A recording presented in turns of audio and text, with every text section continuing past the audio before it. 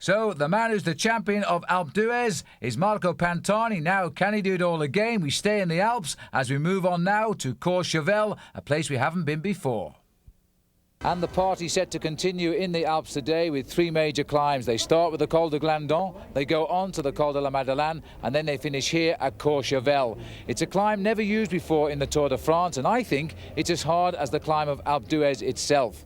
What are the chances now of Marco Pantani winning again today? Well, here's Paul Sherwin now to assess the appeal and the climbing ability of the pocket dynamo from Italy. Most of Marco Pantani's appeal actually comes from his look. His shaved head, his large ears and an earring have earned him several nicknames over the last few years. Names like Elefantino and more recently the Pirate. But yesterday when he came to the Alpe d'Huez, he had a mission. As the climb started, he threw away his hat and he was ready for the show. And after a series of attacks, he ended up alone in the lead with just his supporters chasing him. His advantage comes from the fact that he weighs in at just 56 kilos, making him at least 10 kilos lighter than most other riders. Once he's on the climb, his power-to-weight ratio approaches that which the stronger men have on the flat. When you combine this to his amazing courage and ability to accelerate again and again, his attacks become almost overwhelming. However, like most of these light riders, they only have the strength to do this on one climb. To win today, Pantani must conserve his energy over the first two climbs of the day, saving it for one final assault to Courchevel. Well, this is the situation. Virenque on the King of the Mountains has 299 points ahead of his teammate Brochard, and Ullrich quite a long way behind already. So I think it's pretty safe to say that barring accidents, Virenque will run out that record winner of the King of the Mountains 4 times straight. Now the mountains, Paul, are with us again, and again Festina are in charge. For the first climb of the day, the Col de Glandon, and there are 6 riders from Festina in this group, so they've obviously gone out on a mission today. They want to try and worry the yellow jersey of Jan Ullrich. Well, here's the descent, and here's Jan Ullrich. Now, we've been a little bit worried about the way Jan Ullrich has been going down hills. Now, he had some food in his mouth there, but he is very questionable on the way down the mountains. Well, he's taken terrible lines around those corners there, and if he's not careful, he's going to miss the back wheel of Richard Virenque. And in fact, Virenque's opened up a gap on the descent, and he has 2 teammates with him. And now's the time that, in fact, Jan Ullrich has decided not to chase them down. He's going to wait for his teammates behind. And this is the train coming up. It's a small group here, and they've picked up Jan Ullrich. He's got some strength in that group, but he's allowed a gap of around a minute now to open. And that's causing Jan Ullrich to have to do some work in-house, as it were. Well, now there's a time when Jan Ullrich really has to be the teammate to his own man, Jan Ullrich. But here on the climb of the Col de la Madeleine, it's Richard Virenque who's blown away all of his teammates, and I think he's decided now that he wants to go it alone. Well, there's the Col. They've done 86 kilometres, but this is a 21-kilometre climb at an average gradient of 7.6%. And I should also tell you that at the start this morning, one man missing at the signing in was Luc Leblanc from the Polti team. He's been trying to retire for a couple of days, but the team has made him continue. But today he didn't come out. Well, I think he's had a hard season, you know. He's always been dogged by injuries. That crash in the Tour of Italy when he hit the wall, and then in the early part of this year's Tour de France, he went down a couple of times too, and I think it all got just too much for him. Right, on to the Madeleine now. A very, very long climb. It's an all-category climb, so it rates amongst the best in the Tour. But even so, Paul, well, you should know it. You packed in the Tour de France on this climb. You know how difficult it is. I actually abandoned at the bottom of the Col de la Madeleine. It's a very difficult climb at the bottom part. Climbs up for 21 kilometres. Unfortunately for Richard Virenque, there's just 1 kilometre remaining. And then a very tough descent indeed. But I think the hardest part about today's stage is the fact that there are 3 major climbs and the stage is only 148 kilometres long. You're either going uphill or down dale. Just listen to the noise of the crowd here. Here's Ullrich coming up the climb with Rees. They're running at around about 20 seconds behind at the 1 kilometre point. Fernando Escartin is here as well. And so he's actually climbing nicely into the overall picture now. He just seems to follow wheels, but he's never far away from the action. Well, this was remarkable. Richard Virenque always does something very special in the mountains. I'm not quite sure that his tactics are the right ones today, because from the top of this climb, he still has almost 70 kilometres to go to the finish, and it's a very long descent down into the valley before you have to climb up again to Courchevel. Well, having won the Glandon, now he's won the Col de la Madeleine. He knows now he's going to be the king of the mountains by the end of his little journey through the Alps here. He's riding extremely well. I'm not so sure it was a wise move to go it alone for Richard Virenque, because he is really taking on an awful lot. But even so, he is forcing yet again Ullrich to go on the defensive. And it's good to see them not giving him an easy ride at all. Most certainly, the Festina riders came out this morning with an idea that they would try and worry him. This is Laurent Dufaux, one of the early riders, putting the pressure on. But one man who is missing from all of this action is yesterday's winner, Marco Pantani. And, well, as you said, he's a man that chose his climb. He's a powerhouse on a single climb, but over a series of climbs, he hasn't taken part in the action. He climbed up to third place overall, though, and I'm sure that's where he would love to finish in Paris. Dropping back to the second group there only briefly, as we now see the descent here of the Col de la Madeleine. Very dangerous, but very fast descent. And one thing Richard Virenque can do almost as well as he can climb, he can go down quickly. Well, I never would have expected to see Jan Ullrich put under pressure on the descent, but on the final climb he made a brilliant move by working along with his teammate, and he finally pulled back Richard Virenque. So with 10 kilometres remaining on the climb up to Courchevel, there are two leaders, Richard Virenque and the yellow jersey of Jan Ullrich. Well, when we drove up here early in the day, Paul Sherwin did say that he thought this climb was desperately hard. It started around 14 kilometres from the end of the day and continues literally to the finishing line, because we are behind a small airport, which is for light aeroplanes which fly to the top of Courchevel in the winter, many of them carrying some high-powered people like the royal family of Britain, because this is one of their favourite ski resorts. Well, Bjarne Riis once again on the slopes of these mountains, just trying to survive, I think, through the Tour de France this year. At the front there, though, Jan Ullrich is doing a brilliant job. He's controlled all the attacks of Richard Virenque. I think Virenque now certainly playing for that long breakaway of his, and it's going to be very difficult for him to survive another attack from Jan Ullrich. But I think, Phil, the worst thing about this climb is once you get into the town here, you think, oh, it's all over, I've done it, I've got to the summit, because you've read the book and the book says you finish in Courchevel. But there's another 4 kilometres after the mountaintop here up to the summit. As it does indeed, it twists right around behind the town as they climb steadily up. But I think today Jan Ullrich will need to go and shake hands with Bjarne Riis, because Riis brought him back into this race after the descent of the Col de Glandon. He got him back up to the leaders before the climb of the Col de la Madeleine. Now Riis seems capable of looking after himself. There's Peter Luttenberger just latching on. There's Marco Pantani. He's got himself a little bit more back into the picture now. Casagrande in the red cap as well. But they're all losing time to Ullrich and Virenque.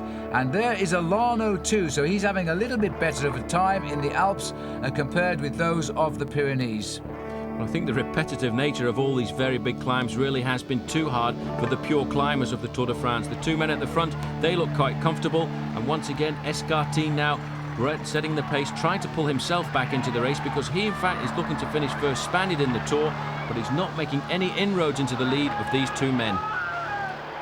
Well, as they continue to climb, Pantani's group is timed at 2 minutes and 50 seconds. Here it is, and Luttenberger is now in trouble. He was favoured for a top 5 finish at this year's Tour, but he has never really been in the frame. That's a horrible little place on the road there. They actually turn through the town, which is a shortcut. It's actually not quite as long, but it's horrendously steep.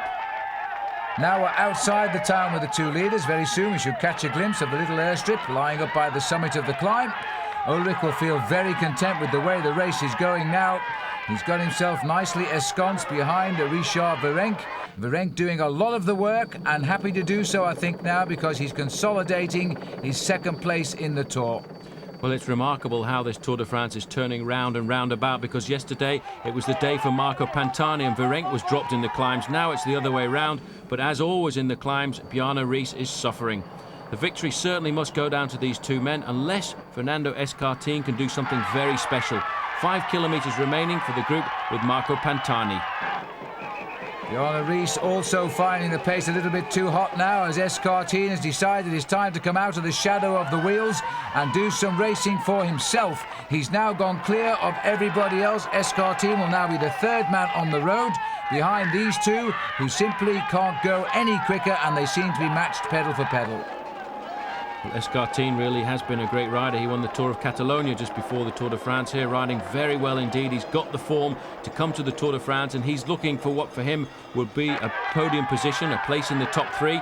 He's trying to get into contention, but you know, it's so difficult over these last couple of kilometres. You see how the road just zigzags up the mountain, and there's the airstrip that you were talking about, and the finish is just on the other side. In fact, the top side of the airstrip.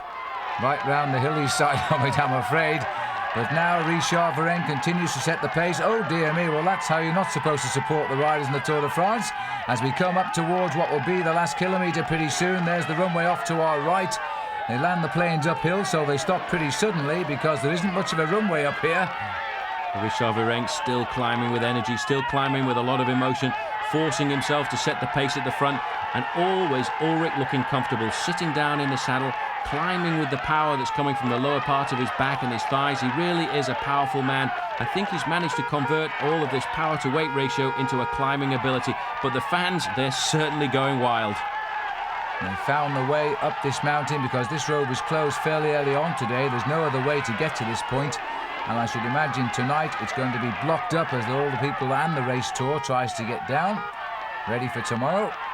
It's a long, steady climb now. Richard Virenque has been superb in this tour. He must be ruining the day that Ullrich came to form like this, because otherwise I think the French would have been cheering a French winner of the Tour de France. Into the tunnel. We have to go over the top. There's the runway over the top of the tunnel. And very shortly the two leaders back into our view. Well, quite remarkable to see these two riders fighting it out, and I wonder who's going to come out of the tunnel first. Maybe they'll use this as an opportunity to launch a sly attack, but no, the two of them are still together, and still as before, Richard Virenque is on the front, and he must be wondering how he's going to outsprint Jan Ullrich when it comes to the summit, because Ullrich has been content over these last few kilometres just to sit there in the slipstream of the Frenchman, letting the Frenchman in the polka dot jersey set all of the pace. He's got his margin of 6 minutes plus, so he knows as long as he stays alongside Richard Virenque, he has no problems whatsoever. 23 years of age, Jan Ullrich, almost the identical age of Jacques Anquetil, in whose city this Tour de France started, and Jacques was 23 when he won his first Tour de France as well. What a remarkable coincidence. Well, after the ride that Virenque has done today, going away with all of his team on the first climb of the day, the Col de Glandon, and then attacking alone on the Col de la Madeleine, I think the French are certainly going to rise to who they will be, who they will find as their new hero. Now, Richard Virenque just checking here, getting a little bit twitchy. He's made the pace all the way up, and I'm wondering whether, in fact, Jan Ullrich will pay him a sort of salute here and allow him to win this stage, or whether he'll try to take it off him in the sprint. Well, I think Ullrich is a winner. He wants to win the stage here. He'll be looking for any mistakes by Richard Virenque, and I'm sure he will try and come around him if he can. Well, Richard has never won a stage of the Tour de France in the Alps, and this is his moment if he can hang on, but he's made all of the running. There'd be no reason for Jan Ullrich to come and do any of the pacemaking. He's the man who has got to be placed under attack. He doesn't need to attack anymore. And now the sprint has started. Little rise towards the line here. The legs of Virenque, the first to appear. He still stares Jan Ullrich in the eye. No contest. Ullrich, I think, has played the honest soldier there. He's allowed Virenque his win in the Alps. The first time he's ever done that. Here comes Escartine. So he is finishing in third place, less than a minute behind. As we look further down the line now, we've got Dufault and Bjarne Riis here. But they again have conceded a first slice of time. Dufault coming away for fourth. He'll be very happy with that because he knows Virenque's up there. He won't know yet he's won, but he will in a few seconds. And Riis fifth, a minute and 24 back.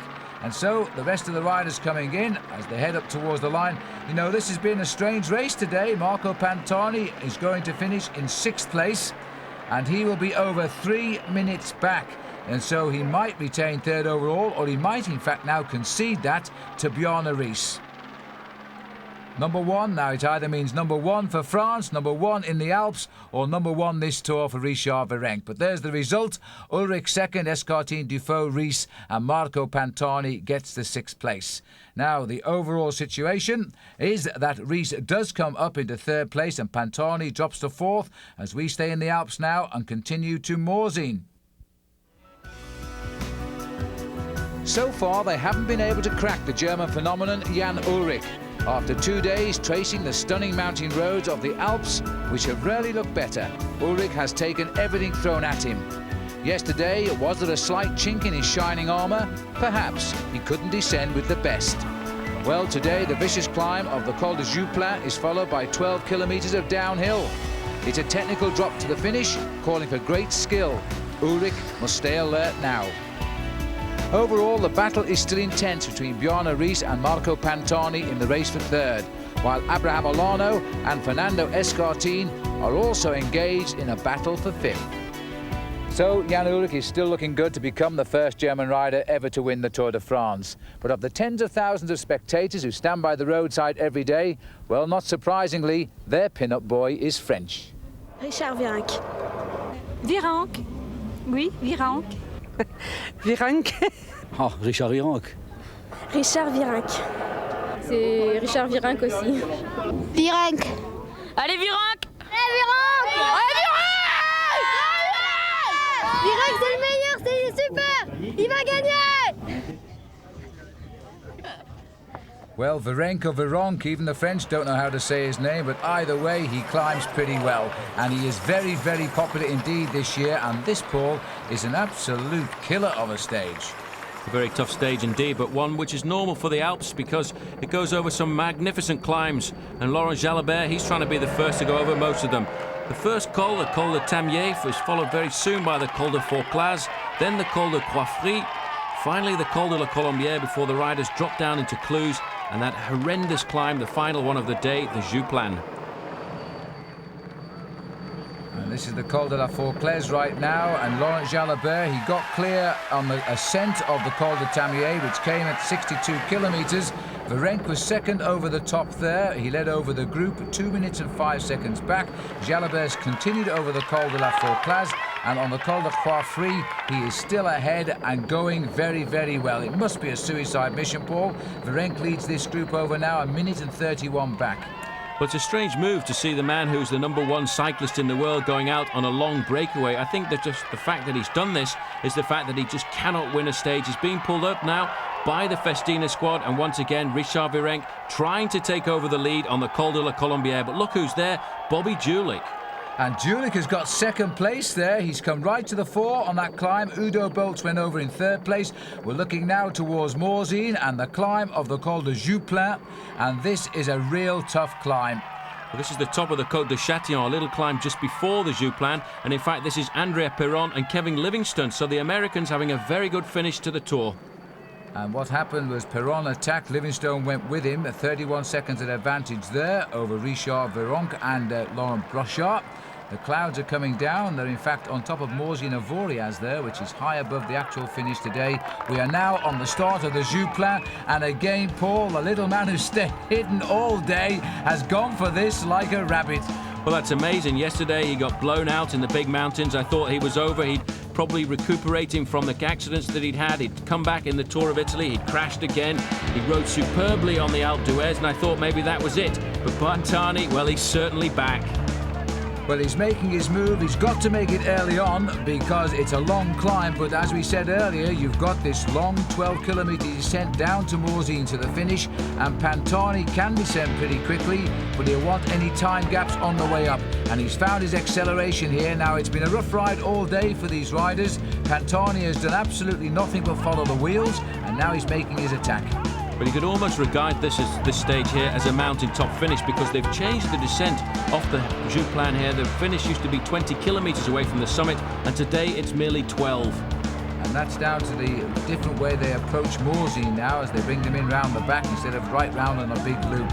Anyway, back to the chasers now. Bjarne Riis, who's in charge of his little protege there, Jan Ullrich, and doing all the pacemaking here while Ullrich just follows. Concentration here on Pantani, who's tasted victory now at Alpe d'Huez and wants to repeat it here at Morzine. He usually wins 2 stages when he does get a shot at them, Paul. Well, if he's come back to the old Marco Pantani that he was a few years ago, this year he's only had 1 victory, Phil, and that was just a couple of days ago on the slopes of the Alpe d'Huez. But this climb is a very deceptive climb indeed. The Tour hasn't been here for several years. It's very steep, and riders using a gear around about a 39-tooth sprocket on the front and something like a 25-tooth sprocket at the back, so you get an idea of just how steep it is. Well, they are very, very low gears indeed for top professional bike riders, but this is a tough climb. I remember seeing it when it was first climbed a few years back now into the 70s, and it really did cause carnage amongst the peloton. Very difficult descent as well, although a very fast one. So if Pantani can build up a good enough lead, he stands a great chance of pulling himself back into the lead. When he did accelerate right at the base of the climb, there was little or no resistance from the group. Here's the remnants of the group now. Riis leading, Ullrich, Virenque never far away, Escartine is there. And the rider, I think, tacked on the back, I think it's Bobby Julich. But it is Bobby Julich, isn't it? It's Bobby Julich there in the red crash helmet, so he's doing a great ride. The Americans certainly have improved over the last couple of days. They're getting stronger, I think, as the tour goes on. There's the Devil. He's going to have a hard time if he doesn't keep to the road, because one of these days, I think he's going to trip over his tail. Trip over his tail, yes, let's hope not.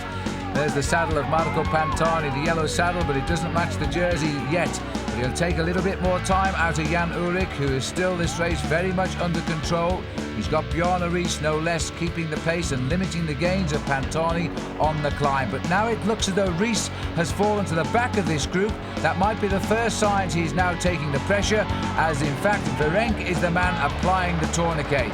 Well, he's thinking about another stage victory. He knows the man in front, Marco Pantani, is a very good climber, and if anybody is going to catch him, only Richard Virenque can do that. Again, a little bit of picture breakup. That's because of the microwave link-up from the motorbike to the helicopters here, but Bjarne Riis are once again under pressure. Well, this has been a great tour too for Richard Virenque. He's always been in the thick of the action. Bjarne Riis, well, he suffered virtually from day one after he finished behind in that first crash. He always seems to have been catching up rather than leading the tour. And now we're going back to the man who's leading the day. There's the banners for Cedric Vasseur. Well, that's what happens when you get the maillot jaune at any stage of the Tour de France. There are those people who are then not ashamed to put your name up front. Cedric Vasseur a long way down in the overall standings. I'm pretty sure when we get to the top of this climb, there'll be a few Marco Pantani banners, but you can see Pantani now getting out of the saddle, accelerating when he can. He realises that if he's going to take this stage victory, and I think in the back of his mind what he's also thinking about is moving himself up back into third place in the overall standings, because he did use that yesterday to Bjarne Riis. What he really wants to do, I think, is get onto the podium, but also get another stage victory along the way. Well, just 1 kilometre of the 11.5 kilometres to the summit for the chasers. A lot nearer the top will be Marco Pantani. The strange thing about this climb is, Paul, is where the banner isn't really the top of the climb. Well, that's a bit of a shame. You do get to the top there, you see the King of the Mountains banner, you drop down for about 500 or 600 metres, then all of a sudden there's a nasty little kick just on the other side as one of the Vikings there running alongside Bjarne Riis, hopefully trying to give him a little bit of that Nordic spirit. Third group on the road, as this is the third camera bike. This is the second camera bike, following second and third on the Tour de France today. And again, all of the work being left to Richard Virenque by Jan Ullrich. It's a great feeling to think that it's not your job to set the pace when you are leading the Tour de France. You've only got to defend your position. Well, they're going over around about 35, 39 seconds in arrears. But it's amazing to look at the face of Jan Ullrich. No emotion at all. He just sits there. He's got a job in hand, and he just controls Richard Virenque. Now it looks as though they're going to be just around about a minute down there as they come up towards the line. Slightly less as Virenque gets more points. Second over the King of the Mountains to him. He's done enough today, in fact, to be confirmed as the winner of that competition. So as far as that competition is concerned, he's only got a ride to Paris now. He's Escartine. He goes over in fourth place. Riis is right with him as they now zip up for the chilly drop down towards the finish.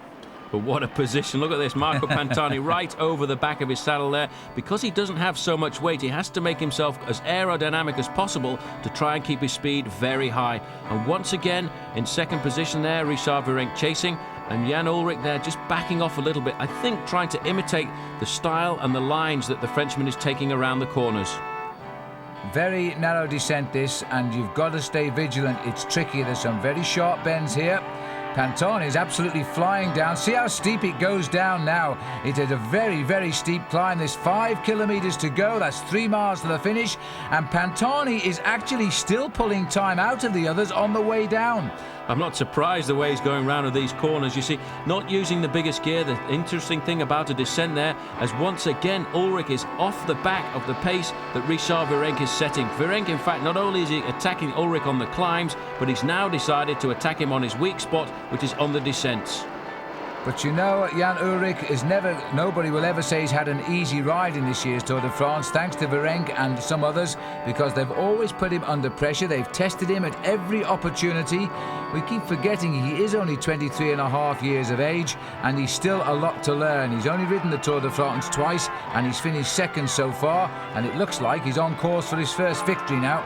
I tend to worry about the choice of his equipment as well. He's using these very light carbon fibre wheels, which may well be that they don't have the same rigidity as the steel wheels and and spokes that are being used by Richard Virenque. So when he does go into those corners, maybe his bike's just a little bit spongy, causing him not to quite have the kind of morale he should have and the confidence going into these descents.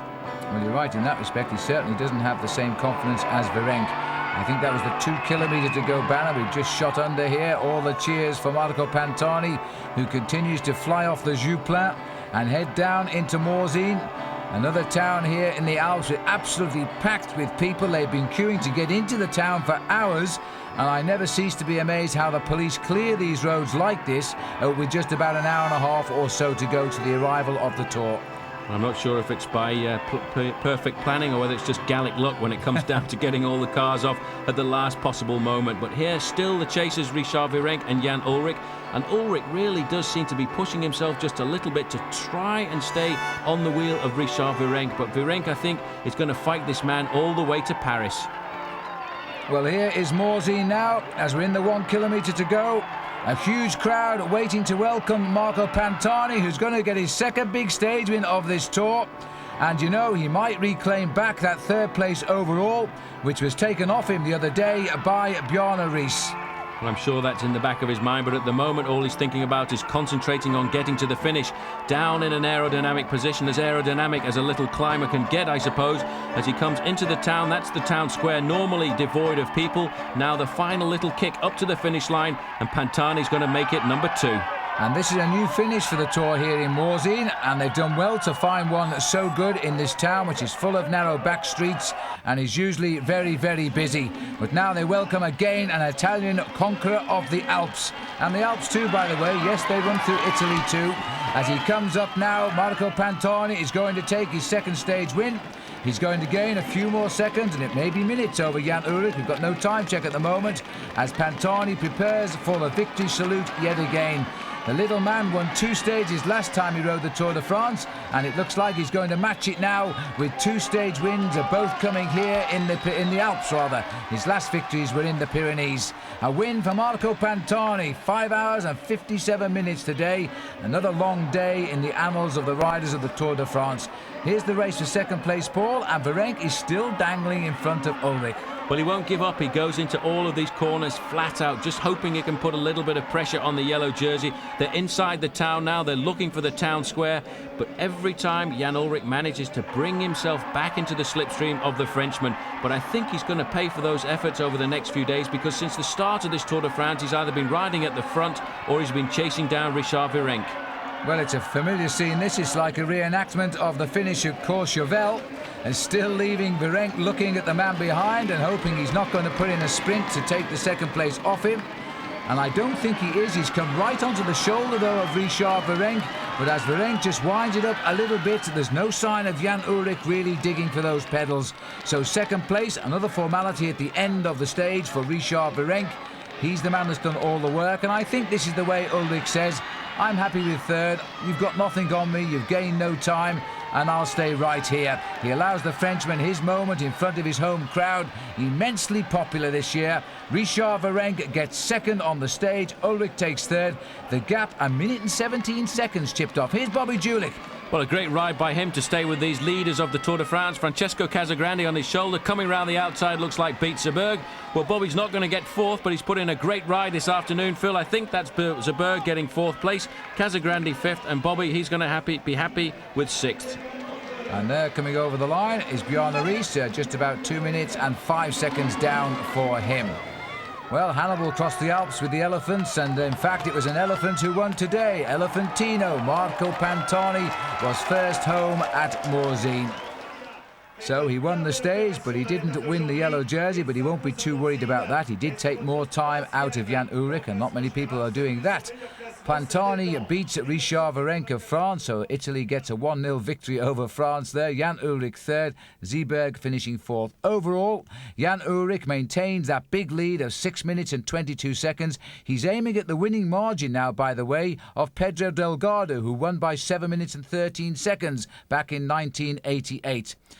Now, congratulations to Richard Virenque. He is the new King of the Mountains, 1997, for the 4th year in succession. Paul Sherwin is with him. Mais quand même, vous avez rentré dans l'histoire du Tour parce que c'est presque gagné maintenant, la 4e victoire de suite dans le Grand Prix de la Montagne. Oui. Avec les points que j'ai marqués aujourd'hui, le maillot à poids, il est encore pour moi pour la 4e fois de suite. Et nous, on a fait un petit concours dans le village avant de l'arrivée. Toute la France est derrière un seul coureur, Richard Virenque. Oui, je sais, je suis au courant et je les entends tous les jours sur la route. Virenque. It must be a marvellous feeling. Well, 143 survivors are saying goodbye to Morzine and France. We're now heading into Fribourg and Switzerland. It's time to move on yet again. Just one more inside, Paul. Okay. You know, the Tour de France is the greatest mobile sporting show in the world. Every day it transports 3,500 people to their next destination. And of course, we're no exception. Today we're leaving Morzine, we're heading off into Switzerland.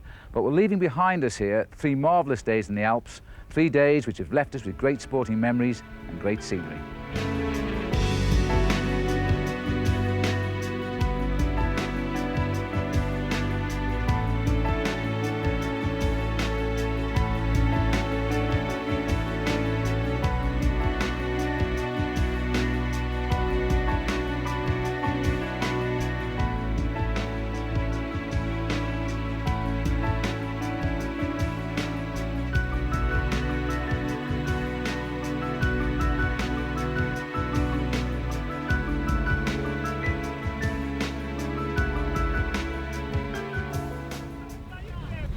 And you have to admit what a beautiful country France is and what a great bicycle race the Tour de France is. Here we are now, we're on stage 16. It's 181 kilometres this stage. And again, we've got riders going out on the attack looking for a victory.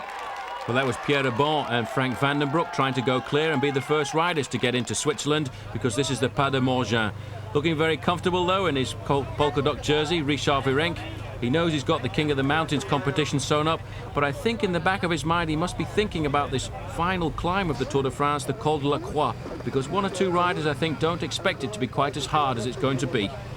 And this is Eric Zabel. He's come through the mountains very well indeed and can now really dream of winning his 2nd green jersey, the Maillot Vert, when we get down to the Champs-Élysées, which isn't too far away now as we start the final week of the Tour de France. It is an absolutely idyllic day today. This link road taking us away from Morzine and France into Switzerland, I think, is one of the prettiest roads the race ever uses.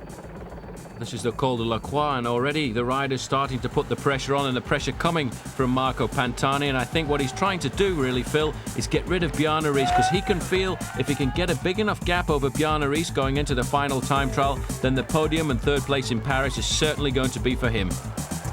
Well, Jan Ullrich is confident he can handle Pantani in the penultimate time trial the day before the race finishes, and of course he is a better time trial rider, and so Pantani is using today his last chance. This is the climb of the Col de Croix. A lot of riders have been talking about this climb and saying it is difficult. It comes at 92 kilometres and Pantani is disturbing everybody again. Well, in the early part of the stage, in fact, Jan Ullrich was put in difficulty. He was in the 2nd part of the main field and had to fight his way back just after the Pas de Morgin. And here, you know, Phil, I actually can't see him in this group at the moment, and it's looking very difficult. As we look back, I can see a pink jersey, but that is Udo Bolt. And making a head count there, I think Jan Ullrich is missing. I think he's in big trouble here. Pantani knows it. He's had a look over his shoulder to see what's going on.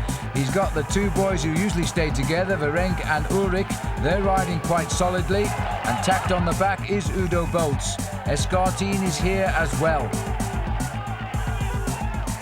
Huge crowd on this climb. It is a long, difficult climb, this. It's a hard way to say goodbye to the Alps because although we're in Switzerland, we're still in the same mountain chain, and this is only a 1st category climb. But just look at the people here.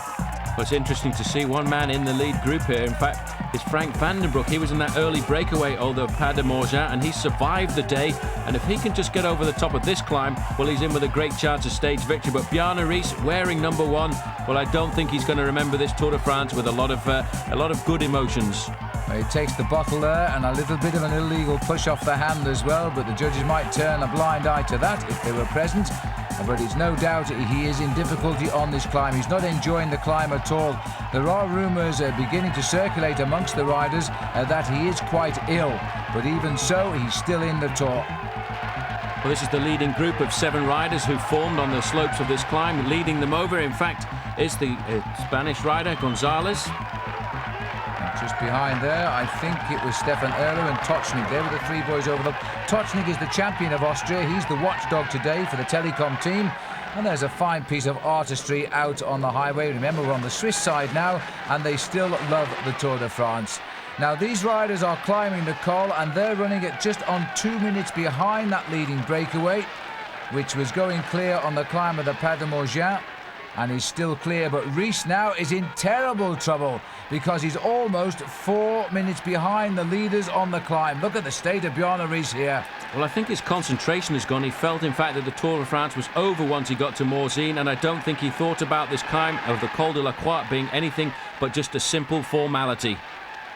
Now, further down the rank, Virenque and Pantani are going over towards the summit anyway, just on 2 minutes behind the breakaway. But of course, they're not too concerned by the riders in that breakaway. They won't affect the overall situation at all. There's the clock counting down. That was Gonzalez who went over first. 1:46 is the official gap.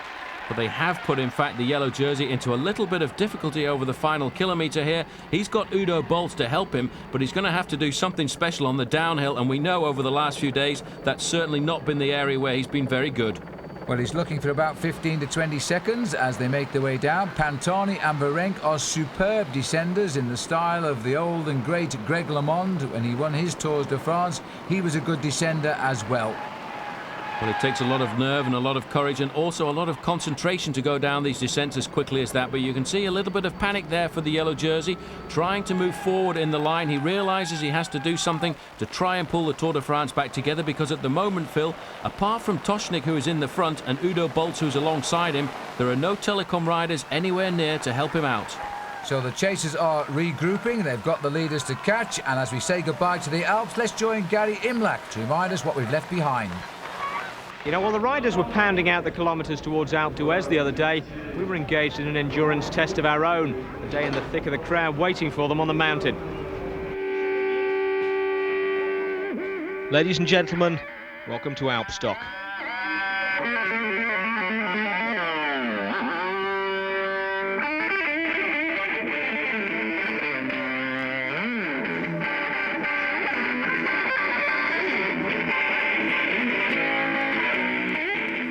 No longer just a stage on the Tour, Alpe d'Huez has become an event on the international itinerance calendar, like running the bulls at Pamplona or the Munich Beer Fest.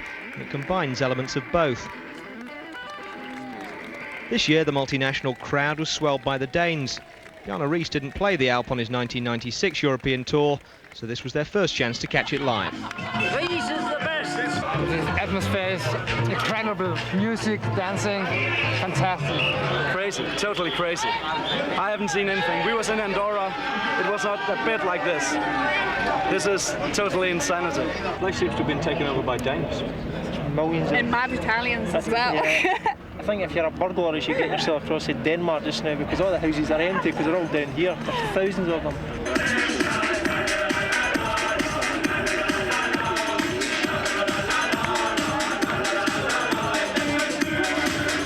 At least some of the insanity in evidence was probably down to the day's unofficial anthem, a song for Europe, if stupidity ever becomes the single currency.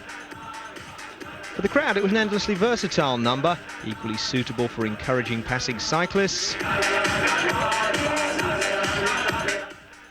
greeting the publicity caravan,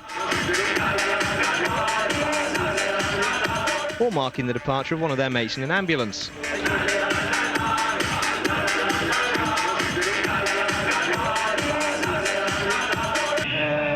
There's that song when I get remind me of. Everybody just seems to enjoy themselves. Just get on with it. Good fun. Inside the beer tent, a few stone-faced purists were actually watching the cycling, while outside it was becoming clear that the crowd had peaked too soon, and by the time the leaders arrived, they had nothing left to give. The Indian chief did stay with Pantani briefly, But after offering half-hearted encouragement to the stragglers, the rest of the crowd decamped to the tent for the finish.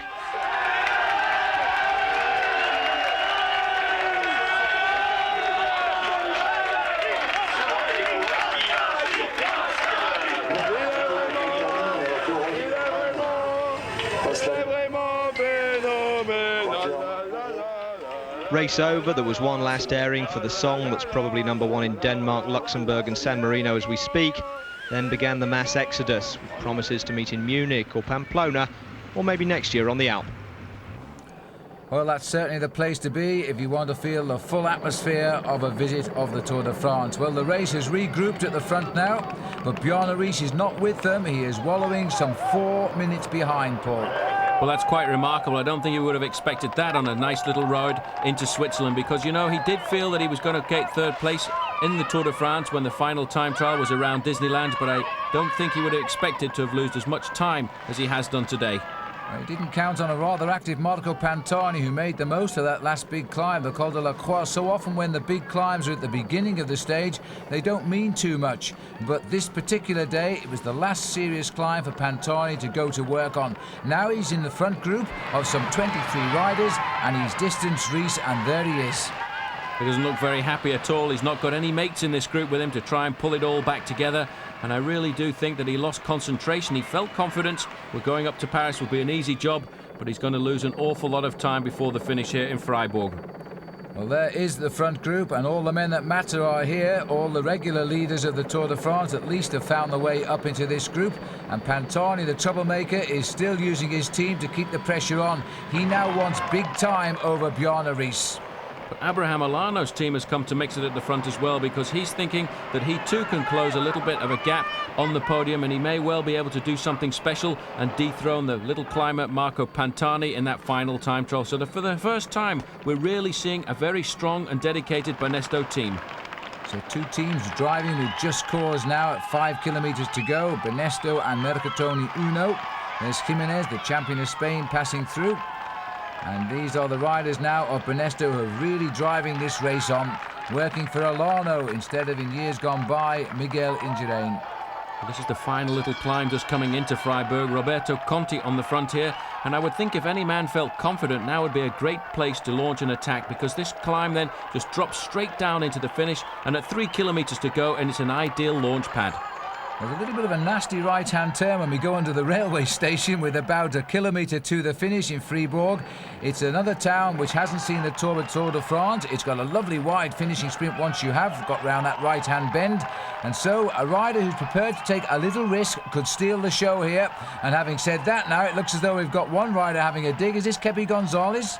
Well, it's either Kepi Gonzalez or Fernando Escartin. They both look very similar, but it's definitely the Kelme rider who's coming into the tunnel with about 1 kilometre left to go. There's the swing, and now as he lines up, I think it is Kepi Gonzalez, but the race is pouncing on him here. Dufault gets in first, and Festina. They've got themselves back under control once again. There are no real sprinters in this breakaway, none of the sprinting power of Eric Zabel, so there will be a lot of riders here who will feel they can take this stage out. A very strange finish it should be too. The man a little bit earlier at the back there, Frank Vandenbroek, he should have a good chance, but he's been in the breakaway for an awful long time. But I think, you know, Richard Virenque feels his chances are up today. Well, he's using all of his Festina team. There are plenty of them in this group. They really have been a great team in this year's race. Virenque's got second place. I've just seen Pantani taking a dive, and I think Casagrande saw it as well, the rider in the red. And now, as they start sprinting for the line here, they're now trying to make the best of it. Udo Bolt is also digging deep on the left of our picture. Pantani off to the left as well. This is going to be a very tight sprint indeed, but this is Christophe Mengin who's coming up, and he's going to take it. So he gets the big win for the new French team, La Française des Jeux. And they are going to be delighted with him for that. In fact, Stefan Erlo also punching the sky as well. This is how Mengin has done it. Richard Virenque was locked right in there, so he proves himself as a sprinter as well, because as he crosses the line, he snatches third place. I think the big loser there was Frank Vandenbroek. That's the second place he's had in this year's Tour de France. The other one coming when Eric Zabel got the better of him in Plumelec. Going back now some 6 minutes here to the next group, and that is the sort of time that Jan Ullrich is losing. He's tucked at the back of this group, and so I think, Paul, he's going to say goodbye to his third place now in the Tour de France, and Pantani will feel very, very happy with the way his day has gone. Certainly Jan Ullrich not happy at all with his performance out on the course, because, you know, he felt that he was going to come back to this Tour de France and win it, and then he felt confident that third place was within his grasp, but at the end of the day he lost a lot. A big surprise, and I think a happy day for Marc Madiot of the Française des Jeux, because his man Christophe Mangin gave them their first victory. Frank van den Broek, great ride by him to get second, but Richard Virenque still in there with third place. And looking further down that list, Alano also up there. All the big names made it except Jan Ullrich. And the next stage now, stage 17, taking us out of Fribourg to Colmar, which is back in France. And today is going to be a really special day for Jan Ullrich, because just across the borders in Germany, he lives about 20 miles from the finishing line of the stage. A ride of 218 kilometres this, and once again the race under pressure as the breakaways are continuing. Well, the break started from the very word go this morning. Everybody knew there was a great chance of success. They went out and launched attack after attack until finally this one managed to form at the front. And there you can see a man always good to go in the breakaways, the Aussie Neil Stevens. So Stevo at the front, and Tocznik is in here as well. But as I said to you earlier, as this breakaway speeds now towards a stage finish in France, everybody from Germany will be looking for one man in yellow, Jan Ullrich, and the reason being because his village is not too far away from the French borders, although Ullrich himself is originally an East German rider, one of the old regime. He's now, of course, a German rider. So the race under the control here of the GAN riders, because they're trying to get a stage win out of this, while we send Gary Imlach not to France, not to Switzerland, but in fact over the borders and into Germany, just to get a sample of life in a certain village where a certain future winner of the Tour de France comes from. Let's join Gary Imlach. We're across the German border from the race in Jan Ullrich's village, Merdingen. It's only a small place, but last year the locals turned out and gave him a big welcome after he placed second in the Tour. This year, of course, they should have even more to celebrate. And having already done the homecoming parade in '96, this time Jan's home decided to go to him. 3 coach loads, about half the entire village, gathered outside the local cycle club HQ this morning, along with 4 coach loads of press and TV to cover their departure.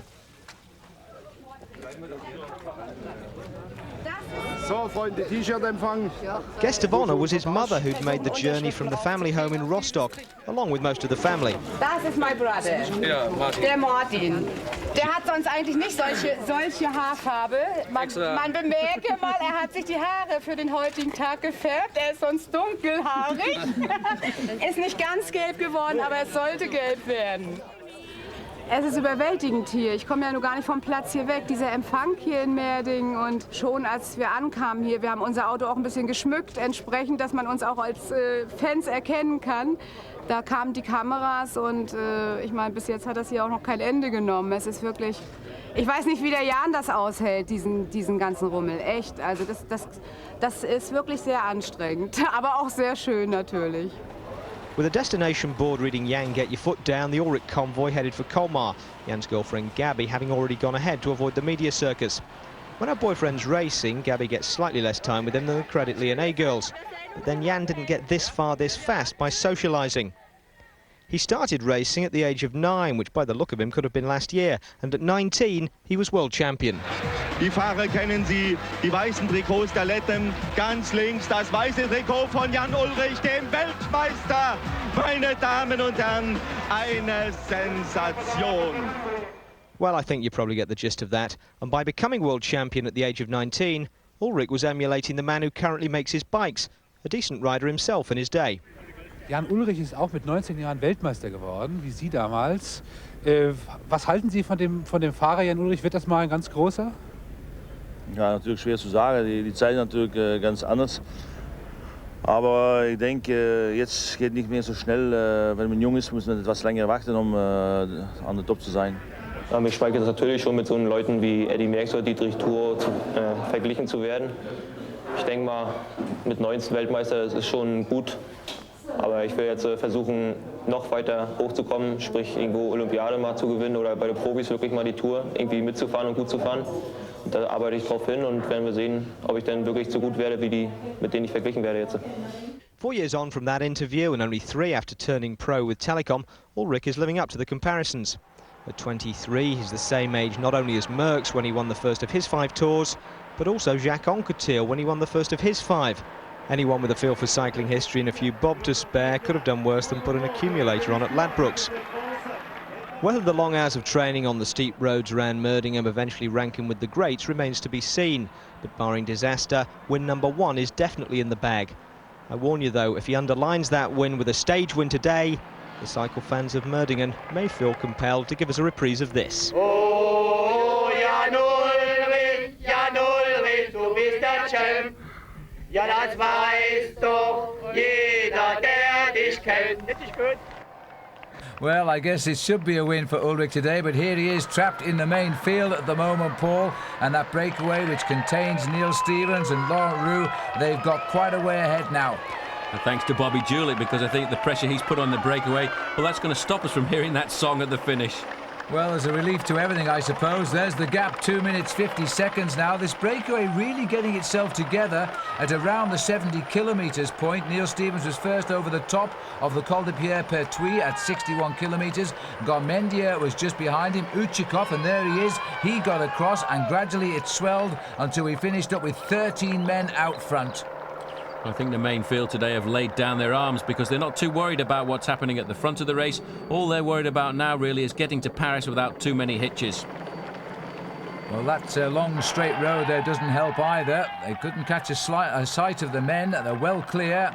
Somewhere around about 4.5 minutes at the moment at 10 kilometres to go. So very shortly they can start working out how they're going to attack one another, because really it is such a big group. The Telecom are trying to chase it down, but they're not giving it the wholehearted chase here. They're just doing the job as being on the leading team.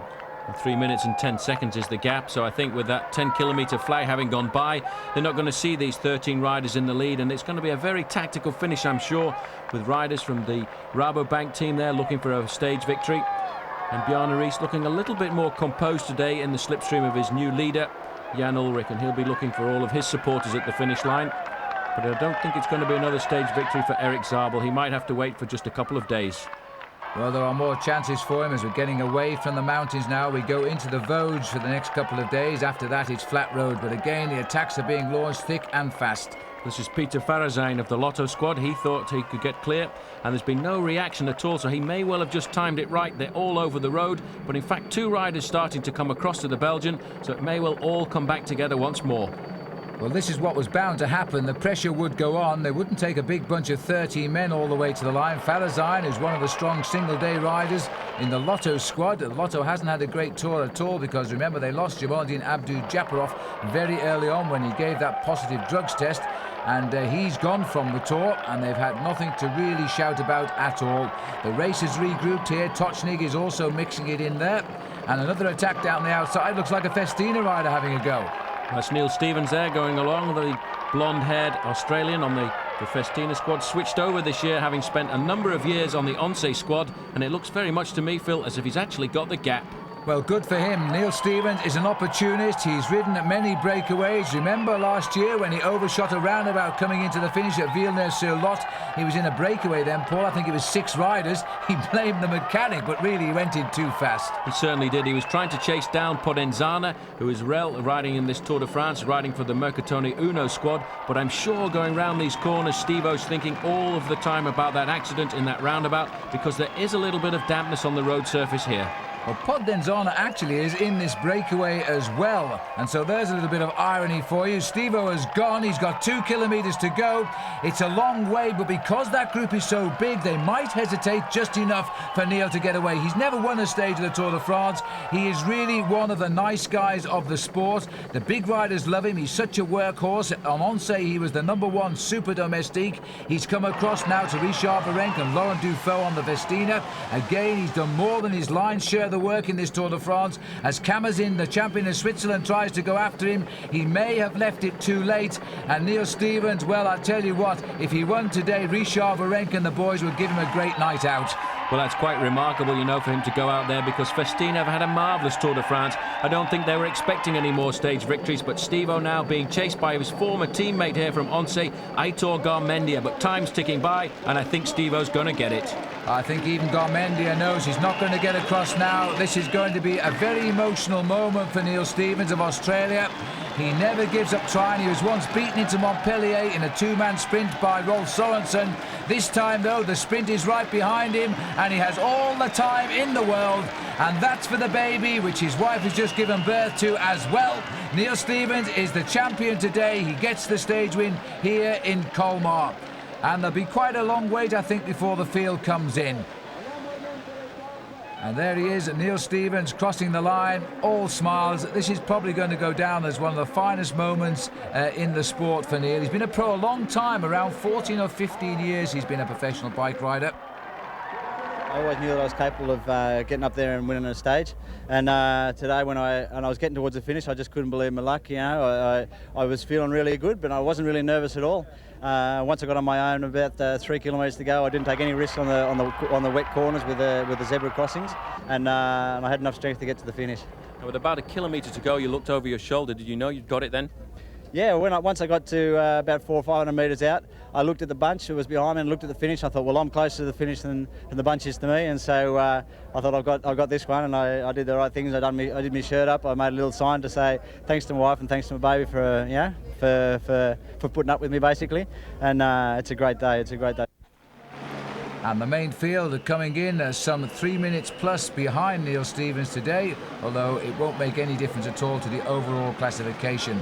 And so as they come in, they're fighting out 14th place. Eric Zabel, the man who's finishing it off, he's 3rd place here. This is led out by Christian Hen. And this will just be a few more points in the bag for that green jersey competition. He's about to get a challenge coming up on his shoulder there. I think it's Traversoni who's taking him on, but it won't matter. Zabel gets it, and almost 4 minutes the gap. So the result of the stage, and it makes happy reading for the Australians. Neil Stevens, only the 2nd Australian ever to win a stage of the Tour de France, ahead of Kamazind, Ekimov and Laurent Roux. And this surely a very proud moment for him. He's on top of the pile. All smiles for Neil. Overall, though, Jan Ullrich keeps all of his lead, 6:22 ahead of Virenque, and he can go and visit the family now just over the border. 7th place for Bjarne Riis, but 18 minutes back, this man, and nobody would ever have thought that. 175 kilometres from Colmar to Montbéliard, but Neil Stevens is about to get a new teammate on Festina. And the talk here in the village this morning in Colmar is about the huge fee that Alex Uller has commanded for leaving the Once team at the end of this season and joining the Festina squad of Richard Virenque. They say over the next 3 years he will earn the best part of £3.5 million. Well, this is the time of the year in the Tour de France when the riders try to impress and the managers might look to strengthen their squads. So we gave Paul Sherwin an unlimited budget and told him to go out and name his team for 1998. Well, the Village Depart is a very good neutral meeting point for riders and managers from opposing teams. It's here that very often the deals are done for managers trying to put together their teams for the following season. Now, a great team is made up of a leader, a climber, a sprinter and 6 excellent workers. Now, if I were to go out and put together my ideal dream team, it'd look something like this. The top man has to be Jan Ullrich. At 23, he's certainly here to stay. The cost, a cool £1.5 million. My climber would be Marco Pantani. Heading for 3rd place this year after so many injuries means next year he'll be even better. The choice of sprinter is more difficult, but I think I'd have to go for Mario Cipollini. He might not finish the Tour, but he'd certainly get a lot of press coverage in the first 10 days. Johan Museeuw would be the team captain. His knowledge of how to race is the best, and he'd make the tactical decisions on the road. The next man would be the tough Aussie Neil Stevens. The advantage of Steve-O is that he can work for the team on the flat and in the mountains, and his experience is invaluable. From Spain, Jose Maria Jimenez has been this year's revelation. He'd play an integral part of the team in the mountains. Roberto Conti from Italy has been a consistent professional for many years. You know you can count on him when the hammer is down. After top performances over recent years, Udo Bolt has proved that he's always there to help his leader. The 9th man would be Stuart O'Grady. He's already good enough to lead out the sprints, but with development within the team, he's got a great future. Well, I think quite a few team managers would like the money to buy that quality of a racing team, especially for the Tour de France. Well, here's one of the men on Festina now, not worried about the arrival next year of Alex Zuller. And because Didier Rousse is trying to get away on his own and fly the flag, Festina ridden so well. They really have. Every time there's been an opportunity, they've put their men at the front and tried to toughen up the race. They realise that is where they reign supreme. It's on the mountains, and this time it's the turn of Didier Rousse to try and set the race alight. Well, the early part of the Grand Ballon, it was Casagrande who went over the top there ahead of Jalabert. On the Ballon d'Alsace, though, now we've got Didier Rousse, who's trying to get clear of the rest of them, and he has a gap of around about 3 minutes. Well, he's a great time trialist. In fact, last year when he rode for Gann, he beat Chris Boardman in the time trial of the Criterium International. And if he wants to stay clear now, he's going to have to put a very good solo effort in. Well, it looks like one of Paul Schoen's dream team riders tapping out the rhythm on the front at the moment, Udo Boltz. In fact, the second man in my dream team there, Roberto Conti, always at the front doing a little bit of work, but they're not doing anything to eat into the lead of this man, Didier Rousse, as he looks for the summit of the Ballon d'Alsace. Well, Didier Rousse was with his partner and teammate Pascal Hervé, but for no apparent reason, Hervé seemed to surrender and drop back, and he's let Rousse go up by himself, and Hervé, I think, has now been picked up by the chase, while over the top of the Ballon d'Alsace, a 120 done and 55 kilometres still to go. At the back of the main group here, you can see a lot of riders suffering, and the fact there are so many crowds, so many spectators here, it's almost impossible to attack. There is Pascal Hervé, so he has been brought into the main field, and the main field being led at the moment by Laurent Dufaux. I think a little bit of confusion at the bottom there. Hervé really didn't know what to do. They thought they were putting Jan Ullrich into pressure, so he sat up and waited for his teammate Virenque, and there could have been 2 men in the lead, but for Festina today, there's just 1 man. This is the way to slow down the chase. Just put 2 teammates on the front, get a big crowd around you, and nobody can go by you. And so Didier Rousse's gap must be opening quite dramatically at the minute. 3:37, it's official over the top of the Ballon d'Alsace. The last time we came over this hill, by the way, was in 1982. It's a very, very difficult climb, and Rousse now is over the top. No more climbs left of note. He's now making his run for the finish at Montbéliard. In fact, another man having serious difficulties again there is Bjarne Riis. He's a long way behind. And what a great place to get a view of the Tour de France. Well, goodness knows how they got up there, but you wouldn't catch me up there. Anyway, they can see this far down. They're going to pick out the man from Festina. And the French are having their best tour for years and years, Paul. Well, that's the way it is for several years now. It's been a total Italian domination, but it seems now there's a rejuvenation of French cycling and really a rejuvenation of Festina, because they are the team that has gone out and hit home. The other French teams really haven't quite had the success of the team that was based in Andorra and has now come back to France. Well, there's Laurent Roux going through. Laurent Madouas is also there, but now with Manny still running for home here with 5 kilometres to go. I don't think there's any doubt he's going to win the stage. His lead is still going up here. There's no real chase on behind. He's hit them again at the right moment. And Pascal Hervé, you know, must be kicking himself now because he was with this man. Well, very strange. I don't think he really knew what to do, but interestingly enough, a group of 9 riders has got clear, and they'll be looking for second place out on the road. And once again, 2 Festina riders in that squad, but at the front of the main field, the work being done by Banesto. So Didier Rousse, look at this now. He's got the chance here. He knows how far ahead he is. All he wants is the stage prize. There's nothing else. It's $7,500 for the win here, and he's just waving to the crowd. He's conducting his own orchestra. He really is enjoying this. This is just a continuation of the tremendous success of Festina. After Neil Stevens comes Didier Rousse. Well, that's going to make it 2 out of 2 for Festina. Brilliant ride by this man. They went out originally to try and put Jan Ullrich under pressure on the last few climbs of this year's Tour de France, and it worked for them by putting a man in the lead. And again, Bobby Julich is in that chase group of 9, but Didier Rousse, he knows he's got it, and he wants to be a chef d'orchestre. Well, why not? He's got 1 kilometre to go. A sheer pleasure here. His lead over the chasers is more than 5 minutes, and they are in danger of being swept up by the field. So he's got all the time in the world now. It'll take him about 1 minute and 20 seconds to ride this last kilometre of the course at this speed, and they're not going to close any of that gap on him.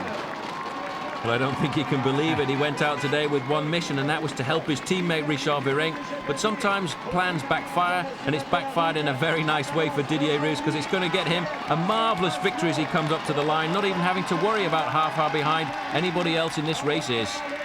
So another French victory. I think this is victory number 6 in the stages for the French, giving them their best tour for many, many years. So Didier Roos crosses the line. Festina continue to build up the money in the coffers as they win the daily stages. And look at this from the group here. Pascal Hervé, who was with Roos, got dropped. He still won the sprint for second place. They just can't do a thing wrong. Third place taken out there by Bobby Julich. So a good ride by Julich, who simply gets better and better. Here's the main field coming in. There's the clock. It's a big time gap, and again Zabel is trying to clean up for the rest of the field. This sprint, in fact, will be for about 11th place. He's being challenged on the line here, but he's not going to get anywhere. Zabel gets the sprint, and more points for the green jersey. So that is the main field coming in. The yellow jersey of Jan Ullrich safely home yet again. Didier Roos, the winner today from Pascal Hervé. Bobby Julich of the US and Cofidis getting third. Laurent Roux taking fourth place overall. So overall, though, the change, well, there simply isn't any, because Jan Ullrich still has that 6-minute 22 margin. As we look further down the list here, Jan Ullrich finishing 35th today alongside Marco Pantani. There's the confirmation of the time gap. 10 minutes 13 now to Pantani. Fernando Escartin is there as well. On we go. We stay in the mountains for just one more day. Indeed, Festina have won the last 2 stages in this event. They've had 4 stage wins in all since this race began in Rouen. What's the chances now? Perhaps Laurent Dufaux winning at Dijon and giving them 3 in a row. We've had 19 racing days in the Tour de France. We've had 14 different stage winners. They've had their great moments, but where are they now?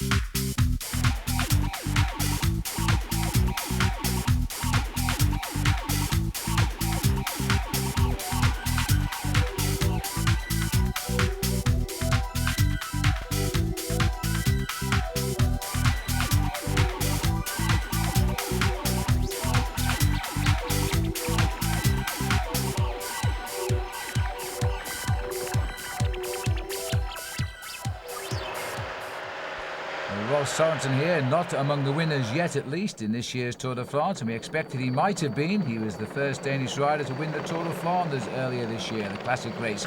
Anyway, this is a breakaway of 14, and Paul, it really got away right from 0 kilometres today when Arnaud Preto got away. They obviously felt they had a great chance of escaping the pack because the main competitions are almost decided, and here the 3 leaders of those competitions riding side by side, almost as friends. Well, we're heading towards Dijon, which of course is famous for its mustard, and I'm afraid none of these riders are going to be in the hunt today because they have dropped back minutes and minutes behind. The biggest time gap we've recorded so far is approaching 20 minutes down. 1 kilometre to go, and I suppose in Dijon we can expect a very hot finish. Well, I'll tell you what, Paul, the bunch is completely out of it. This is the rest of the group. Now, the 2 riders who have slipped away here are Bart Voskamp of the TVM team and Jens Heppner of the Telecom team. Heppner out in front. Strange enough, Voskamp was in at the kill towards the end of the Tour last year when he was taking on another Telecom rider, Christian Hen, and he beat him then at Endai, and now he's going to take on Heppner and go for him as well.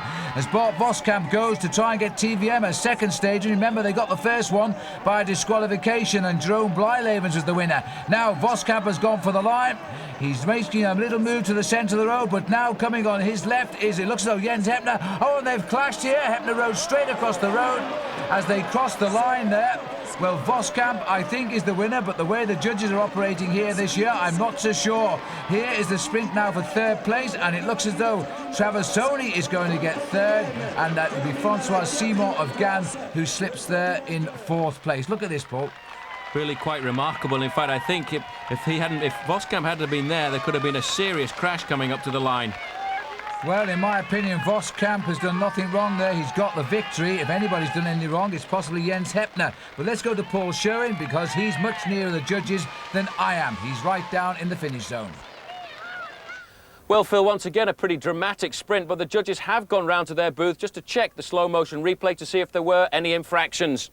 You can see the sprint here. This is the man in yellow, is Bart Voskamp leading the sprint out. A fairly straight sprint for him down the middle of the road. Jens Heppner on the other side comes across and leans into him, and in fact I think Heppner was almost on the point of crashing. Both riders using a very big gear indeed, and Heppner uses the shoulder of Voskamp to stay safe, keeps himself upright. Voskamp goes over the line in first position. I don't think there'll be too many problems with that. Well, let's have a look at the main field coming in, almost 18 minutes behind here, and a rare sprint win for Cedric Vasseur there, who takes out what will in fact be 15th place. But this controversial sprint has resulted in the disqualification of both riders. They have been placed 10th and 11th. Mario Traversoni is the winner. Let's find out what's happened. Because they were both making a wrong maneuver in the final sprint. It's a strange decision to make, because normally you can only put a rider back to the last place in the group that he was in. Yeah, that's right. But for this special case, we found it so flagrant that we made this decision. The idea is to try and keep the sport clean? Exactly. But it's not a popular decision with the crowd. Well, too bad, but what can you do? Jens, can you just tell us what you think about the judge's decision? Shit is crazy here. It's all crazy. What exactly happened in the sprint? What happened is what you see. Nothing happened. I sprinted on the line, and he sprinted on the line. I cannot ride in the saddle a sprint. It's like this and this. And the moment I go to the left, he comes to the right. That's a sprint. We just close together, but it seemed very much as if he actually fell onto you. Yeah, that looks for me also. But that's not a problem for me. The problem is the judge. I did it right, and I don't think he did it wrong or something. But the jury did it wrong.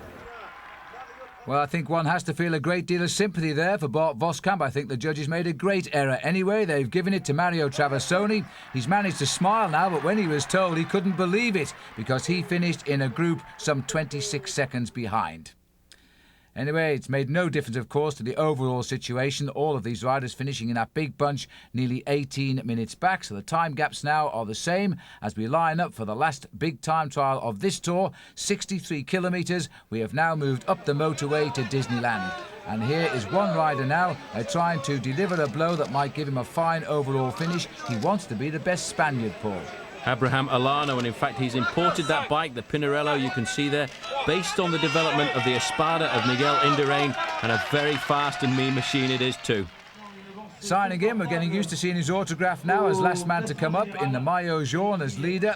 Another test for him today, but he has a big margin now, so I don't think he worried too much as we go back to see the departure of Marco Pantani, who's managed to move clear of the rider in fourth place. So if he does just a reasonable time trial, Paul, he'll be on the podium in Paris tomorrow. Well, certainly he really would like to do that, but out on the course, Abraham Alano is riding a very good time trial, but it is a little bit tricky, but I certainly think this time trial suits the stronger men for the flat. And Richard Virenque, well, I think he's going to have a very hard time on this course because it doesn't suit him as much as the time trial course did in Saint-Etienne. Well, as we see the departure of Virenque here, the finishing time on the board is being held by the last rider in the race. What's going on down here? Well, this is Bjarne Riis. He's had a problem there. He's trying to get back onto his bike. He did stop for a change. I think it was a puncture, but now he doesn't seem to be able to get his foot in correctly there. He's playing around with those shoe covers, and he's actually going to stop again. Well, this is unbelievable. This has not been Riis's day. There's about $7,000 worth of machinery just been held across the road there. Bjarne Riis actually fell off when he came to sign in at the start. He then reported and got a 20 seconds late departure. Now he's had a flat out on the course. Meanwhile, it's all going right for Abraham Alano because he is about to catch the rider in front of him, and that'll be Casagrande. Well, he started 3 minutes ahead, but Bjarne Riis not looking happy at all with his time trial. He really has had all kinds of difficulties this afternoon. His bike was not right. It's a very expensive one, but still the chain managed to come off. But Abraham Olano has caught and passed Casagrande. Casagrande, I must admit, Phil, has done a great tour, but here's Bobby Julich coming up, and he too has put a very good time in, second best time behind his own teammate, 1:18.21. Oh, people are going to see Bobby Julich now as a real contender in the Tour de France next year. He's had a great last 10 days, and there's more action out on the course. Well, Olano, in fact, has gone and caught Jan Ullrich. This is something nobody would have expected at the start of today's time trial. This man started more than 6 minutes in front of him, and he's caught and passed the winner of last year's Tour de France. Abraham Olano is certainly storming to a great ride. Well, in fact, Jan Ullrich, his tour has gone completely wrong today. He's going to be many, many minutes behind Jan Ullrich now. Well, what I tried to tell you earlier was that Philippe Gaumont, the Lanterne Rouge of the Tour de France, is still the best time back at the finish house. He was first man to go. He's done an incredible time of 1 hour, 17 minutes and 9 seconds. We've seen Julich come in. He's lying second at the moment, but Olano is setting the best time all the way out on the course. Well, at one of the splits here, Marco Pantani fading away a little bit, 36.38, almost 2 minutes off the mark. But this man is not at home on the flat time trial stages, but he does have to put in a very good ride to keep his third spot away from Olano, who really is scorching around this time trial course. Well, Olano, at the rate he's pulling back time on Pantani, he won't be far behind him for that third place. Here he is, and he's riding extremely quickly. And there is Richard Virenque now, and he'll be feeling pretty pleased, Paul, because he hasn't been caught yet by the yellow jersey. Well, in fact, said this morning, there's one thing I want from this time trial, and that's not to get caught. But coming up to the line now, Abraham Olano, and he's going to go in with the best time. Well, one would say about time too, because Philippe Gaumont was the first man to start. He's been watching on television. In fact, he's been doing a bit of commentary alongside to my right. But now he's seeing Abraham Olano finally get a good time that is going to remove him from the leaderboard as number one at least.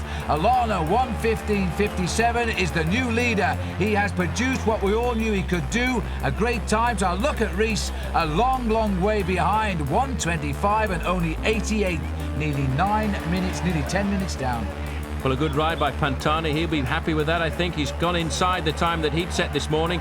14th time for him, 4 minutes and 35 seconds lost. It's good enough to keep his third spot. Absolutely. Olano, though, he'll be up to fourth now. Richard Virenque's got his own problems. If he looks over his shoulder, he could well see Jan Ullrich is getting him in his sights. But I think Richard Virenque will be feeling reasonably happy with this ride. Certainly his personal goal this morning was not to be caught by the yellow jersey. As he said, I've seen too much of that man and I don't want to see him one more time in the time trial today. Well, Jan Ullrich is not riding a winning time trial at the moment, but he's certainly riding a winning Tour de France. Here comes Richard Virenque to the cheers of the crowd here at Disneyland. He looks over his shoulder. He knows he's not far ahead of the yellow jersey, but he's far enough. He's going to deny him that great moment of catching him. Virenque speeds towards the line. He's way outside the time of Abraham Olano, who will win this tour. Because of Virenque doing 1:19, it means that Ullrich will do somewhere in the 1:16 region.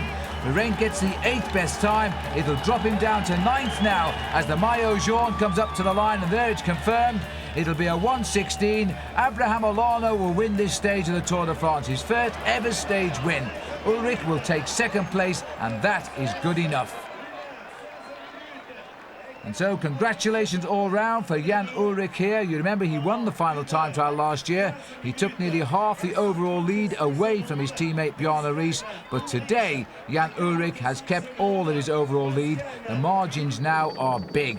And so Mickey Mouse has presided over an extremely good stage of today's stage of the Tour de France, although Bjarne Riis might not agree. Olano winning by 45 seconds from Ullrich. Philippe Gaumont, the Lanterne Rouge, gets third on the stage, and a great ride from Bobby Julich, who finishes fourth. Eric Decker there in fifth. He won the Olympic silver medal in the road race back in 1992.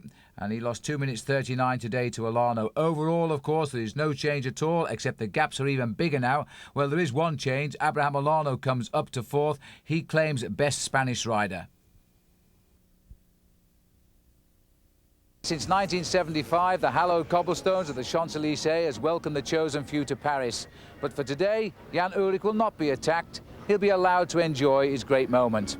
You know, Paul Sherman has also finished 5 Tours de France on these cobblestones. He knows what it takes. And here he is now to tell us about the courage of 3 men who've left their mark on this tour.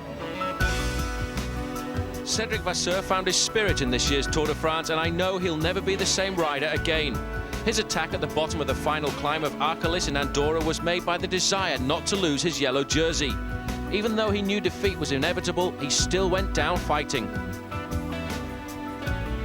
Marco Pantani left his mark on this year's Tour de France when he attacked at the bottom of the Alpe d'Huez. Nobody could match the speed with which he came out of the front group. He even broke his own record set 2 years ago for the fastest ride up that mountain, setting a new time of 37 minutes and 35 seconds. But more impressive was his comeback. After 18 months of rehabilitation, he still had the skill and desire to climb faster than anyone. The most important moment of this year's Tour was on stage 10. After several attacks by Frenchman Richard Virenque, which only seemed to annoy Jan Ullrich, the German just accelerated and blew everyone away, riding on challenge to a lone victory and his first yellow jersey, at the same time transforming himself into the champion of a new era.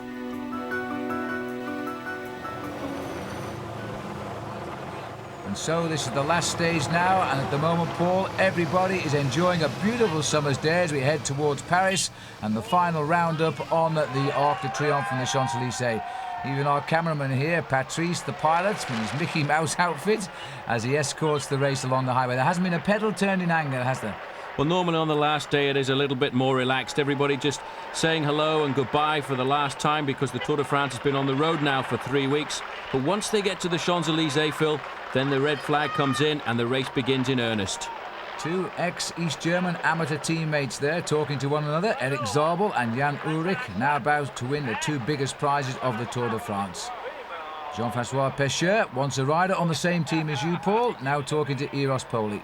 Tallest man in the Tour de France, and he's just going to take a nice little glass of champagne, but don't take too much, Eros, because there's still a few kilometres to go. That's my boy, over your shoulder, just like salt. Eros Poli learned to speak English because he's married now to an Australian lady. He met her in Australia during the 1988 Commonwealth Bank Cycle Classic out there.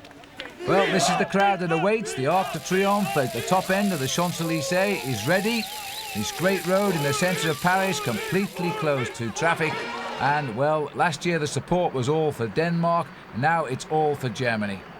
Quite amazing. It really has become such a cosmopolitan and international Tour de France because over the last few years people have travelled from the length and breadth of Europe to support their champions.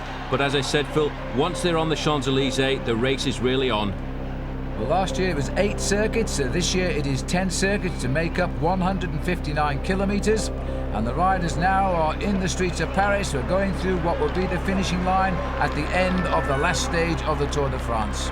Michael Bogert there, the champion of Holland, in second position. Not too many pink jerseys at the front this time because they will surely try and organise themselves and try and give Eric Zabel a final victory on the Champs-Élysées, which really is, I think, the mecca for the sprinters. If Alpe d'Huez is for the climbers, then surely it has to be here for a sprinter to take out a great stage victory. Well, across the Place de la Concorde, this is Frédéric Guédon, who's trying to slip away from the field. He was the surprise winner this year of Paris-Roubaix, and he's completing the Tour de France as well. Well, he hasn't surprised too many of the sprinters there. He's opened up a gap of about 30 metres, but the speed is so high, Phil, I don't think he's going to stay away. He's going to give it a go. They've had one stage win, a wonderful day in Fribourg when Christophe Mengin got away and not got away, but won the sprint from the group that got away from the main field. Now, it's a tall order to try and hold off the Tour de France in the centre of Paris when you're one man versus the rest, and I think the whole field are going to scrabble away up to him now. Well, one man who doesn't give up, Laurent Brochard, they're trying to get across. You recognise him because he wears his bandana, the red and white one, around his head. And going through in the pink jersey, Laurent Jalabert. A very quiet Tour de France for him, maybe hoping that something will come right on the street of the Champs-Élysées. Into the underpass and still in the lead as he climbs out. He'll head down the Rue de Rivoli very shortly now, but the telecoms are after him. They want to present Zabel with the best shot at gold again. He's got 4 stage wins under his belt at the moment, although one didn't count, and now he's looking for another one. Well, this is Guédon still holding on. He's going to see the kilometre kite in a very short while, indicating that he's almost at the end of his vigil. Little behind there, we've still got Giovanni Lombardi keeping the pressure on, hoping that he's going to just close down on this lone rider and putting his man Zabel into the final corner in an ideal position. Well, you've got to hand it to Gaydon the way he's done this. He's hidden virtually throughout the whole of the Tour de France. It's the first time we've actually seen him in the front of the action, but he's about to go to the back again because now the Rabobank boys have started to come up as well, and they are hoping that Robbie McEwen will deliver a stage win. We're moving up into second place. Another man we haven't seen an awful lot of in the Tour de France this year, Frankie Andreu. He knows how to finish second here. He's done that before, but he's come to the front just a little bit too soon as he sweeps across the Place de la Concorde, and very shortly the riders will be turning right with just 400 metres remaining. So the crucial final bend as they line up now for the finish, and let's see if Eric Zabel can go out on a very high note. He's won the green jersey for the second year in succession. As they now line up for the finish here, and the sprinter started. George Hincapie of US Postal is having a real dig here as he tries for the line. Zabel is coming on the left. Manali's got onto the inside. Manali has got clear, and Nico Manali gets the win. So he beats Eric Zabel. I think Henk Vogel's got third, and Blijlevens again a top six there. He will have got fourth. And George Hincapie just pushed away as he tried to make that a desperate finish for the Postal. In fact, the US Postal team finishing all 9 riders, and only 3 teams have done that. The other is Festina, and the other one, of course, is Telecom. There's the win, though, for Nicola Minali, second time out. This is the important result, though, after 100 hours in the saddle. Jan Ullrich winning by 9 minutes and 9 seconds. Bjarne Riis, 7th, 26 minutes and 34 seconds behind. There's the top 3. Their names Ullrich, Virenque and Pantani. He got 3rd. So Jan Ullrich, at 23 years of age, has won this Tour de France by the biggest margin since Laurent Fignon won in 1984. He's a real superstar. He says he'll retire when he's 30 years of age. You know that means he could win the Tour de France 7 more times. I hope you enjoyed this video of the Tour de France. We certainly have enjoyed bringing it to you. Until the next time, goodbye.